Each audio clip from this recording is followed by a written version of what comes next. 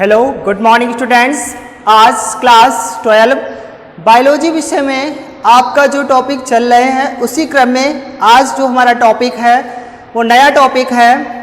और जो अभी तक आप लोगों ने पढ़ा है ट्रांसक्रिप्शन, ट्रांसलेशन, उन्हीं सभी टॉपिकों से संबंधित आज का भी टॉपिक है।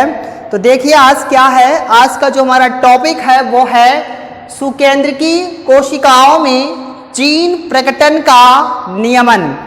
सबसे पहले तो हम हेडिंग को समझते हैं कि हेडिंग क्या है। तो हेडिंग है इस प्रकार कि सुकेंद्रकी कोशिकाएं। तो सुकेंद्रकी कोशिकाएं कौन सी होती हैं? सुकेंद्रकी कोशिकाएं वो कोशिकाएं होती हैं जिनकी कोशिका में एक सुविकसित केंद्रक उपस्थित होता है। यानी कि ऐसी कोशिकाएं हैं जिनमें केंद्रक पूर्ण विकसित होता है और जिसको इंग्लिश में कहा जाता है यूकैरियोटिक सेल्स। ठीक है, तो उन यूकैरियोटिक सेल्स में जो जीन्स उपस्थित होते हैं, जिन जीन्स का प्रकटन होता है, उन जीन्स को नियमित कैसे किया जाता है, उनका नियमन कैसे होता है, वो आज का हमारा टॉपिक है। तो आइए स्टार्ट करते हैं। पहली लाइन है सुकेंद्रकी कोशिकाओं में जीन प्रकटन का नियमन जटिल होता है। यानी कि जो यूकैरियोटिक सेल्स होती हैं, उन यूकैरियोटिक सेल्स में इन कोशिकाओं का जो प्रकटन है उसकी प्रक्रिया बहुत ही जटिल होती है। यानी कि कई अलग अलग प्रकार से इसकी प्रक्रिया पूर्ण होती है, जिसमें से प्रोटीन, हार्मोन्स, रोगाणु, विटामिन कोशिकाओं में प्रवेश करके संबंधित जीन का प्रेरण या दमन कर सकते हैं। यानी कि जो जीन का प्रकटन है, उस जीन के प्रकटन में ये फैक्टर आप कह सकते हो हार्मोन्स, प्रोटीन, रोगाणु, विटामिन, ये फैक्टर जब कोशिकाओं में प्रवेश कर जाते हैं तो प्रवेश करने से जो जीन प्रकटन करने वाले जीन्स होते हैं, उन संबंधित जीन्स का क्या करते हैं? प्रेरण या दमन करते हैं। यानी कि जीन प्रकटन की प्रक्रिया को प्रारंभ कर देते हैं या तो इन्हीं फैक्टर्स में से कोई उस प्रक्रिया को जो है दमन कर देता है, यानी कि निष्क्रिय बना देता है, प्रक्रिया को रोक देता है। तो प्रोटीन, हार्मोन, रोगाणु, विटामिन, इनमें से कोई भी हो सकता है जो कोशिका में प्रवेश करेगा और प्रवेश करने से जो जीन्स संबंधित है प्रकटन के लिए, यानी जो जीन्स प्रकटन के लिए है, उस जीन्स को उत्प्रेरित करेंगे उस प्रक्रिया को, या उस प्रक्रिया को निष्क्रिय भी बना सकते हैं, यानी कि उसका दमन भी कर सकते हैं। तो देखिए इन्हीं में से एक उठा करके हम अलग अलग समझते हैं पॉइंट्स में, जिसमें पहला है प्रोटीन द्वारा जीन प्रकटन का नियमन। यानी प्रोटीन द्वारा जीन कैसे नियमित होते हैं, प्रोटीन किस प्रकार से जीन्स को नियमित करती है। सबसे पहला पॉइंट है, तो देखिए केंद्रक की क्षारीय हिस्टोन प्रोटीन डीएनए से मिलकर उसका पराकुंडलन करके निष्क्रिय बना देती है। देखिए केंद्रक में एक प्रोटीन उपस्थित होती है जिसकी प्रकृति क्षारीय होती है और उस प्रोटीन को हिस्टोन प्रोटीन के नाम से जाना जाता है। और वो हिस्टोन प्रोटीन जब डीएनए की संरचना से मिलती है, डीएनए से मिलती है, तब डीएनए की संरचना का क्या करती है? पराकुंडलन करके निष्क्रिय बना देती है। यानी कि उस डीएनए की संरचना को जो है निष्क्रिय कर देती है। क्षारीय प्रोटीन के कारण वो डीएनए जो है जीन का प्रकटन करके नियमन नहीं कर सकता है, क्योंकि वो दमनकारी के रूप में काम करती है। तो डीएनए के इस निष्क्रिय भाग को हेट्रोक्रोमेटिन कहते हैं। यानी डीएनए का जब पराकुंडलन हो जाता है तो डीएनए के पराकुंडलन होने से जो हिस्सा निष्क्रिय हो बनता है, उस हिस्से को हेट्रोक्रोमेटिन कहा जाता है। क्षारीय प्रोटीन आरएनए पॉलीमरेज की सक्रियता को रोकते हैं। ये डीएनए के दोनों रज्जकों के पृथक्करण को रोकते हैं। इस प्रकार ये दमनकर का कार्य करते हैं। तो आपने पढ़ा है कि जो डीएनए है, उस डीएनए में आरएनए का निर्माण होता है, यानी डीएनए से आरएनए बनता है। तो डीएनए से आरएनए बनने के लिए जो आरएनए पॉलीमरेज एंजाइम है, वो उस प्रक्रिया को उत्प्रेरित करता है। और डीएनए से आरएनए बनने के लिए अनुलेखन की प्रक्रिया होती है, ट्रांसक्रिप्शन की प्रक्रिया, जो कि पहले पढ़ के आ रहे हो आप। तो ट्रांसक्रिप्शन की प्रक्रिया में डीएनए से आरएनए बनता है, ऐसा आपने पढ़ा है। तो डीएनए से आरएनए बनने के लिए आरएनए पॉलीमरेज एंजाइम जो है प्रक्रिया को उत्प्रेरित करता है, परंतु यहां पर उस क्षारीय प्रोटीन के कारण आरएनए पॉलीमरेज की सक्रियता कम हो जाती है, यानी आरएनए पॉलीमरेज की सक्रियता को क्षारीय प्रोटीन रोक देती है। ये डीएनए के दोनों रज्जुकों के पृथक्करण को रोकते हैं। और आपने पढ़ा है कि डीएनए से आरएनए बनता है, तो डीएनए से आरएनए बनने के लिए जो डीएनए की द्विकुंडलित संरचना होती है, आपने पढ़ा है कि डीएनए 2 स्टैंडर्ड होता है, डीएनए की द्विरज्जुकी संरचना होती है। डीएनए में द्विरज्जुकी संरचना कुंडलन के रूप में होती है, परंतु जब डीएनए से जिस स्थान से आरएनए पॉलीमरेज जुड़ता है, यानी डीएनए के उस स्थान से पॉलीमरेज एंजाइम जुड़ता है जहां पर प्रारंभन कोडान उपस्थित होता है, प्रारंभिक या प्रक्रिया को स्टार्ट करने वाला समारंभ कोडान स्थित होता है। और तो उस स्थान से डीएनए के आरएनए एंजाइम्स जुड़ जाता है, आरएनए पॉलीमरेज एंजाइम जुड़ जाता है और डीएनए का जो कुंडलन है वो खुल जाता है। डीएनए की एक कुंडली जो संरचना थी वो के दोनों जो रज्जुक है वो अलग हो जाते हैं और दोनों रज्जुक अलग होकर के आरएनए का संश्लेषण प्रारंभ कर देते हैं, यानी डीएनए से आरएनए बनने की प्रक्रिया प्रारंभ हो जाती है। परंतु यहाँ पर जब आरएनए की सक्रियता समाप्त हो गई तो जो हिस्टोन प्रोटीन है वो डीएनए के दोनों रज्जुकों को पृथक्करण को अलग करने को रोक देती है, दोनों रज्जुक अलग नहीं हो पाते हैं और इस प्रकार ये दमनकार का कार्य करती है। तो जब दोनों रज्जुक अलग नहीं हो पा रहे हैं तो डीएनए से आरएनए की प्रक्रिया जो है वो निष्क्रिय हो जाएगी, क्योंकि जो क्षारीय प्रोटीन है वो क्या कर रही है, दमनकर का काम कर रही है, यानी कि निष्क्रिय का काम कर रही है। आगे अम्लीय प्रोटीन डीएनए अणुओं को स्थिरता प्रदान करते हैं, निष्क्रिय जीन को सक्रिय करने का कार्य नॉन हिस्टोन प्रोटीन करती है। तो इसके आगे यानी जो क्षारीय प्रोटीन थी वो डीएनए के खंड को निष्क्रिय बना रही थी और दमनकर का काम करती है, परंतु जो केंद्रक में अम्लीय प्रोटीन उपस्थित होती है वो अम्लीय प्रोटीन जो है वो डीएनए अणुओं को क्या प्रदान करती है, स्थिरता प्रदान करती है और निष्क्रिय जीन को सक्रिय करने का कार्य करती है। यानी कि क्षारीय प्रोटीन जो है निष्क्रियता को समाप्त करती है या निष्क्रिय जीन को जो है सक्रिय बनाती है और डीएनए अणु को स्थिरता प्रदान करती है। तो आप कह सकते हो कि हिस्टोन प्रोटीन डीएनए के दोनों रज्जुकों को अलग करती है और अलग करने के बाद में आरएनए पॉलीमरेज एंजाइम्स डीएनए से आरएनए बनने की प्रक्रिया को प्रारंभ करता है। तो जो डीएनए की सक्रियता लाती है, डीएनए में निष्क्रियता को समाप्त करके सक्रियता लाती है, उस प्रोटीन को नॉन हिस्टोन प्रोटीन कहा जाता है और उसकी जो प्रकृति होती है वो कैसी होती है, अम्लीय होती है। तो इस प्रकार से जो है प्रोटीन द्वारा जीन का प्रकटन होता है। इसके बाद दूसरा पॉइंट्स देखिए, हार्मोन्स द्वारा किस प्रकार से होता है। हार्मोन्स द्वारा जीन क्रिया का नियमन, यानी हार्मोन कैसे जीन का जो है नियमन करते हैं, तो पर्टिकुलर विशेष रूप से नाम दिया गया है स्टेरॉयड हार्मोन्स। कौन सा हार्मोन्स, स्टेरॉयड हार्मोन्स।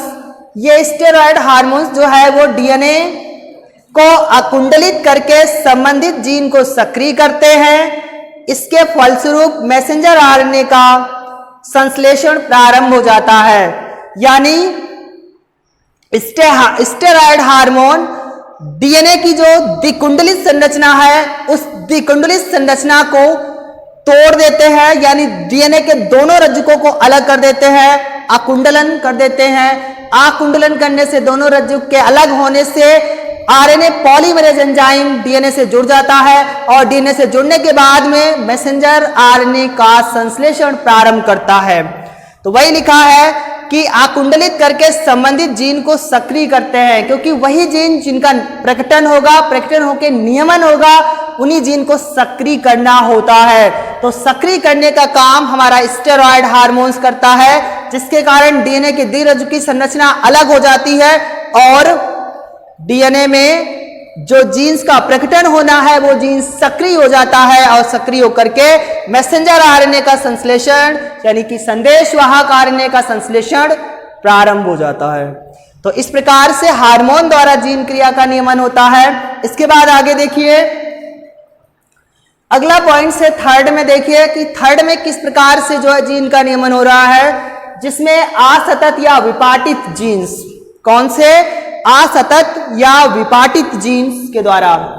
इसमें पहली लाइन लिखी गई है, सुकेंद्रकी कोशिकाओं में आनुवंशिक सूचनाएं डीएनए खंडों में स्थित होती हैं। एक बार फिर आ गया सुकेंद्रकी कोशिकाएं। तो सुकेंद्रकी कोशिकाएं क्या होती हैं, ये देखिए पहले। सुकेंद्रकी कोशिकाएं वो कोशिकाएं होती हैं जिनके कोशिका में उपस्थित केंद्रक सुविकसित होता है, पूर्ण विकसित होता है। तो उस केंद्रक में आपने पढ़ा है कि जो केंद्रक होता है उस केंद्रक में गुणसूत्र होते हैं, गुणसूत्र में डीएनए उपस्थित होता है और उस डीएनए पर जीन्स उपस्थित होते हैं और जीन्स पर आनुवंशिक सूचनाएं अनुलेखित होती हैं। वही आनुवंशिक सूचनाएं जो है एक पीढ़ी से दूसरी पीढ़ी में माता पिता द्वारा पहुंचती हैं, जिसमें आपने पढ़ा है कि डीएनए का जो कार्य होता है वो ये कार्य है, ये आनुवंशिक सूचनाओं का वाहक है। क्यों? क्योंकि डीएनए अणु पर, डीएनए खंडों पर आनुवंशिक सूचनाएं स्थित होती हैं। यानी जेनेटिक सूचनाएं जो हैं, जेनेटिक जो मैसेजिंग है वो डीएनए के खंडों पर होती है। इसी कारण तो डीएनए जो है वो आनुवंशिक सूचनाओं का वाहक है, यानी लाने और ले जाने वाला। तो इन कोडित खंडों को एक्सॉन कहते हैं। अब आपसे परीक्षा में एक टिप्पणी पूछी जाती है, एक्सॉन किसे कहते हैं, 1 नंबर में या 2 नंबर में? तो आप क्या बताओगे कि सुकेंद्रकी कोशिकाओं में आनुवंशिक सूचनाएं डीएनए के खंडों पर स्थित होती हैं और इन डीएनए खंडों को एक्सॉन कहते हैं। या दूसरे प्रकार से कि सुकेंद्रकी कोशिकाओं में या पूर्ण विकसित केंद्रक वाली कोशिकाओं में उपस्थित डीएनए के खंडों पर आनुवंशिक सूचनाएं कोडित होती हैं। इन डीएनए के खंडों को एक्सॉन कहते हैं। तो आपको समझ में आया एक्सॉन क्या होता है। अब इसी के विपरीत एक दूसरा शब्द आता है, इंट्रॉन्स। ये भी देखते हैं। इन कोडित खंडों के मध्य अकोडित डीएनए खंड स्थित होते हैं, जिन्हें इंट्रॉन्स कहते हैं। यानी आपने कुछ खंड तो पढ़ लिए जिन पर आनुवंशिक सूचनाएं उपस्थित है डीएनए के, परंतु उन्हीं आनुवंशिक सूचनाओं से कोडित डीएनए के खंडों के बीच में कुछ ऐसे खंड होते हैं जिन पर कोई सूचनाएं उपस्थित नहीं होती हैं, जिन पर आनुवंशिक सूचनाएं नहीं होती हैं। उन खंडों को अकोडित खंड या इंट्रॉन्स कहते हैं। तो यहां पर एक्सॉन और इंट्रॉन दोनों के बारे में आप पढ़ लिए। अब हम देखते हैं कि विपाटित जीन्स या असतत जीन, तो एक्सॉन और इंट्रॉन पर उपस्थित होने वाले जो जीन्स हैं वो असतत जीन या विपाटित जीन्स कह जाते हैं। तो इनमें कैसे प्रोटीन का संश्लेषण होता है, प्रोटीन का नियमन कैसे होता है। अब देखिए, एक्सॉन तथा इंट्रॉन दोनों प्रकार के खंडों में मैसेंजर आरएनए बनता है। आपने पढ़ा है कि डीएनए द्वारा आरएनए बनता है, वो भी ट्रांसक्रिप्शन की प्रक्रिया के द्वारा, यानी कि अनुलेखन की प्रक्रिया के द्वारा। तो अनुलेखन की प्रक्रिया के द्वारा डीएनए से मैसेंजर आरएनए बनता है। तो जब मैसेंजर आरएनए बनता है वो डीएनए के कोडित खंड और अकोडित खंड, यानी कि डीएनए की सूचनाओं वाले आनुवंशिक सूचनाओं से निहित खंडों पर और नहीं जिन पर है कोई सूचनाएं उन पर, यानी दोनों खंडों से ही बनता है। तो मैसेंजर आरएनए यानी क्या हुआ कि एक्सॉन और इंट्रॉन जो कोडित और अकोडित दोनों खंड हैं, उन दोनों खंडों से संदेशवाहक आरएनए बन गया। और आपने पढ़ा है कि जब डीएनए से आरएनए बनता है ट्रांसक्रिप्शन द्वारा, अनुलेखन द्वारा, और आरएनए के बनने के बाद में मैसेंजर आरएनए बनता है, तो मैसेंजर आरएनए से ही प्रोटीन का संश्लेषण होता है, वो भी ट्रांसलेशन द्वारा, अनुवादन की प्रक्रिया के द्वारा क्या बनता है, प्रोटीन का निर्माण होता है। जब आरएनए बन ही गया तो आरएनए क्या करेगा, कार्यों पर प्रोटीन का नियंत्रण होता है। आपने पढ़ा है कि आरएनए से प्रोटीन बनती है, तो जब मैसेंजर आरएनए बन गया तो मैसेंजर आरएनए प्रोटीन का संश्लेषण किया, प्रोटीन को बनाया, प्रोटीन को नियंत्रित किया और प्रोटीन का नियमन किया। इस प्रकार ये खत्म होती है हेडिंग। इसके बाद चौथा पॉइंट देखते हैं, सिस नियामक डीएनए खंड। सिस नियामक डीएनए खंड को क्या कहा जाता है? इसे दूसरे नाम से भी जाना जाता है, जीन पूर्व नियामक खंड। क्या कहा जाता है? जीन पूर्व नियामक खंड या सिस नियामक डीएनए खंड। अब सिस का कोई मतलब नहीं, सिस लिखा है तो लिखा है, ठीक है। इसके बाद आगे देखिए, सुकेंद्रकी कोशिकाओं में transfer RNA, messenger RNA, ribosomal RNA अणुओं का संश्लेषण अलग अलग प्रकार के आरएनए पॉलीमरेज एंजाइम्स द्वारा होता है। आपने पढ़ा है कि जो सुविकसित कोशिकाएं हैं, सुकेंद्रकी कोशिकाएं हैं, उन कोशिकाओं में जो केंद्रक उपस्थित होता है उसमें डीएनए उपस्थित होता है और डीएनए से ही क्या बनता है? मैसेंजर आरएनए बनता है, जिसमें तीनों प्रकार के आरएनए मैसेंजर आरएनए के बाद तीनों प्रकार के आरएनए बन जाते हैं, ट्रांसफर आरएनए, राइबोसोमल आरएनए। तो ये जो तीनों प्रकार के आरएनए अणुओं का संश्लेषण होता है वो अलग अलग आरएनए पॉलीमरेज एंजाइम द्वारा होता है, क्योंकि आपने पढ़ा है कि डीएनए से आरएनए बनने की जो प्रक्रिया होती है, अनुलेखन की प्रक्रिया होती है, उस अनुलेखन की प्रक्रिया में आरएनए पॉलीमरेज एंजाइम पूर्णतः भाग लेता है, क्योंकि उस प्रक्रिया को आरएनए पॉलीमरेज एंजाइम जो है प्रेरित करता है, करने के लिए प्रेरित करता है। परंतु ये ध्यान रखना कि जो तीनों प्रकार के आरएनए बनते हैं, उन तीनों प्रकार के आरएनए में जो आरएनए पॉलीमरेज एंजाइम है वो अलग अलग भाग लेता है। आरएनए पॉलीमरेज तो एक है, परंतु उसका प्रकार अलग अलग होता है। RNA polymerase first, second, third, ठीक है। ये प्रकार आप समझ गए कौन कौन से? आरएनए पॉलीमरेज फर्स्ट, सेकेंड और थर्ड। तो ये जो तीनों प्रकार के आरएनए पॉलीमरेज हैं वो क्रमशः देखिए कौन कौन से आरएनए बनाते हैं, जिसमें आरएनए पॉलीमरेज फर्स्ट जो है वो राइबोसोमल आरएनए बनाता है। इसी प्रकार दूसरा आरएनए पॉलीमरेज सेकेंड जो है वो मैसेंजर आरएनए, और आरएनए पॉलीमरेज थर्ड जो है वो ट्रांसफर आरएनए के संश्लेषण को प्रेरित करते हैं। यानी तीनों प्रकार के जो आरएनए बनते हैं उन तीनों प्रकार के आरएनए का संश्लेषण अलग अलग प्रकार के पॉलीमरेज आरएनए पॉलीमरेज एंजाइम यानी कि फर्स्ट, सेकंड, थर्ड द्वारा होता है।